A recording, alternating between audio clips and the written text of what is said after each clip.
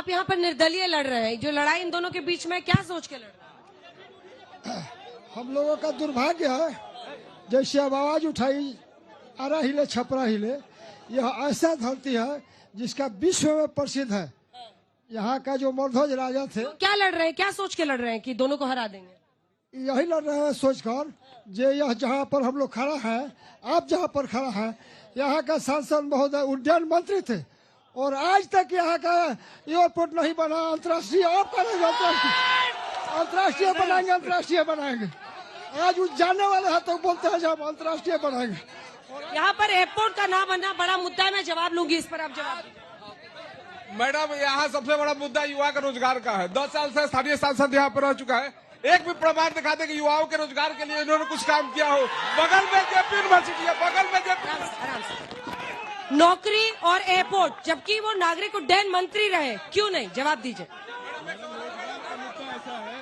इतनी सारी job creation Saran में हो रही है, जितने एनएच आप उठा के देखिए कि सारण, मैडम अंजना जी, गूगल का क्वेश्चन है, अगर आप उठा के देखेंगे तो गंगा ब्रिज पे अगर सबसे ज्यादा कहीं पुल का निर्माण हो रहा है तो सारण में हो रहा है। क्या ये जॉब क्रिएशन नहीं है? सबसे ज्यादा एनएच का काम सारण में हो रहा है, क्या ये जॉब क्रिएशन नहीं है? बताइए, आप इसका जवाब दीजिए। जब यहाँ पे इतनी सारी परियोजनाएं चल रही है। मत लड़िए, आपस में मत लड़िए, आपस में मत लड़िए। सुनिएगा कैसे आप लोग जवाब, इतना लड़िएगा तो। जब इतनी सारी नेशनल हाईवेज बन रही हैं, हाँ, रोजगार पे सवाल, बिल्कुल वही मैं जवाब दे रहा हूँ। तो हाँ। क्या वो जॉब क्रिएशन का तो मुद्दा है? जब गंगा ब्रिजेज पे आज 6 से ज्यादा पुलों का निर्माण हो रहा है तो वो भी जॉब क्रिएट कर रही है। ये सारे विकास कार्य जितने चल रहे हैं वो जॉब क्रिएट ही कर रहे हैं। अब 2-3 सवाल लूंगी, एक एक लाइन का सवाल, एक एक लाइन का सवाल, लंबा नहीं, छोटा सा। हाँ, मैं जनसुराज से हूँ। मैं पूछना चाहता हूँ कि बिहार में 40 में 39 सांसद मिलने के बाद क्या मोदी जी से भिखारी के तरह हम लोग यही सुनने के लिए बैठे हुए कि एक बार और वोट दो और अनाज फ्री बंटवा देंगे? और दूसरा सवाल नहीं पूछ रहा हूँ, ज्ञान दे रहे, बहुत इंपॉर्टेंट है।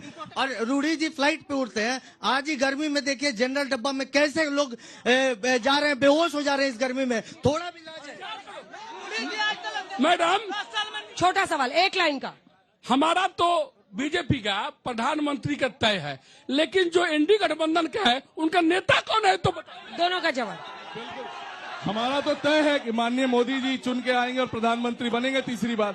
इंडिया गठबंधन का तो अभी कौन पीएम उम्मीदवार है, पहले ये अपने घर में यही तय कर ले कि कौन बनने जा रहा है। 38 विधायक पिछली बार दिया था ना यहाँ से, बिल्कुल। उस सांसद, माफ कीजिएगा, बिल्कुल, उसका सवाल था कि इतने सांसद देने के बावजूद बिहार को क्या हासिल हुआ इस एनडीए सरकार से?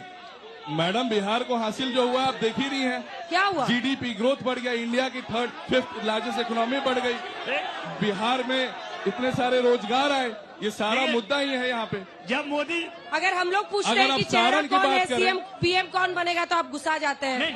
अब यहाँ पे लोगों ने पूछा है, कुछ तो जवाब दीजिए। नहीं, आरा और छपरा को गुस्सा नहीं आता है, पहले भी गुस्सा नहीं आता था। देखिए, पीएम संसदीय प्रणाली में जो भी जानते होंगे, पीएम का चुन के आना जीते हुए सांसद तय करते हैं।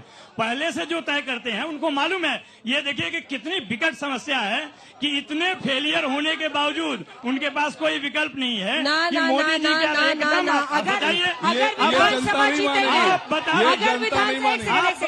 अगर आप विधानसभा जीतेंगे तो क्या ये कोई पहेली है कि तेजस्वी यादव सीएम बनेंगे? तब तो आप चेहरा तय कर देते हैं। अरे आप बताइए, योगी जी को कब उन्होंने घोषित किया था चेहरा, बता दीजिए। खट्टर को कब किया था? दूसरे चुनाव में घोषित थे। दूसरे नहीं, चुनाव में योगी का चेहरा घोषित था। नहीं, पहले में तो नहीं था ना। पहले में तो कोई नहीं, बिना चेहरे के भी 3 चुनाव जीते गए हैं, 77 में, 89 में और 2004 में, और 2024 में भी वही होगा। मोदी जी आपके साथी आपका टाइम ले रहे हैं, बोलिए, थोड़ा सा मौका उनको भी दीजिए। आप इनको भी दे सकते हैं। नहीं, अगर आप कौन सवाल पूछ रहे हैं? नहीं, यही सवाल जो मैंने इनसे पूछा। कुल मिलाकर देखिए पीएम फेस को लेके लोगों के मन में बहुत है, क्योंकि एक नेता देखना चाहता है सामने कि ये नेता रहेगा, ये हमारे देश का पीएम बनेगा। भारत की जनता तीसरी बार माननीय मोदी जी को कटिबद्ध है प्रधानमंत्री बनाने के लिए। इसके पहले यूपीए सरकार 2 बार, 2004 के बाद और 2009 के बाद दो प्रधानमंत्री 2 कार्यकाल में मनमोहन सिंह जी प्रधानमंत्री बने। पहली बार जब चुनाव 2004 में हो रही थी तो कौन जानता था कि प्रधानमंत्री का चेहरा मनमोहन सिंह जी है, और मनमोहन सिंह जी प्रधानमंत्री बने संसदीय चुनाव में जीत कर।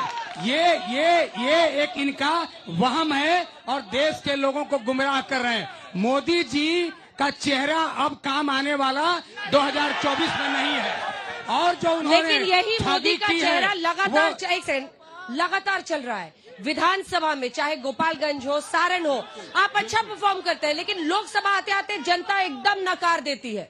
मैडम, पिछली ये बार मोदी की जी की 2 बार से गारंटी है। नतीजे नहीं, नहीं, प्रधानमंत्री रूढ़ी पर जी की जनता गारंटी का है। भरोसा, लोगों के सिर देश में चढ़कर बोलता मोदी की गारंटी और सारण में रूढ़ी जी की आप आ गारंटी। जाइए यहाँ, please wait for your turn sir. देखिए पूरा देश जानता है, जैसे लोकसभा चुनाव आता है, बिल्कुल बिल्कुल बिल्कुल जनता आपको नकार देती है, पूरा एकदम देश साइड कर देती है, पूरा 0 सीट। बिल्कुल पूरा देश जानता है कि 2019 का चुनाव मोदी जी के चेहरे पे नहीं, पुलवामा और बालाकोट पे हुआ था, राष्ट्रवाद पे हुआ था। ये कौन नहीं जानता है? मोदी जी पूरे देश में मुद्दे पे कभी नहीं बात करते हैं। हम रोजगार पे सवाल छोटा पूछते छोटा हैं कमेंट, कि छोटा 20 करोड़ का हिसाब दीजिए, वो नहीं देते अभिषेक हैं। जी। वो जाते हैं आरक्षण पे, वो जाते हैं संविधान पे। अंजना जी, एक हिंट दे ये- देते कि कितनी सीटें लाएंगे इस बार। नहीं हम तो 400 पार का जो नारा है, 10% सीटें यानी 40 सीटें अकेले बिहार से जाएंगी, 10% हम देंगे। एक बात मैं बता दूं, आप आउट ऑफ सिलेबस सवाल पूछ रही हैं अंजना जी इनसे आप आउट ऑफ सिलेबस सवाल पूछ रही हैं। इनको बताने की जरूरत ही नहीं है कि कौन इनकी तरफ से प्रधानमंत्री पद का उम्मीदवार होगा, क्योंकि ये जानते हैं कि ये कभी जीत नहीं सकते और क्यों नूरा कुश्ती करेंगे। मैडम बिहार देने का काम करेगी इस बार, और माननीय रूढ़ी जी सारण से फिर से सांसद बनके मोदी जी के कंधे को मजबूत करने का काम करेंगे सारण से। तालियों के साथ आप सभी का बहुत बहुत धन्यवाद।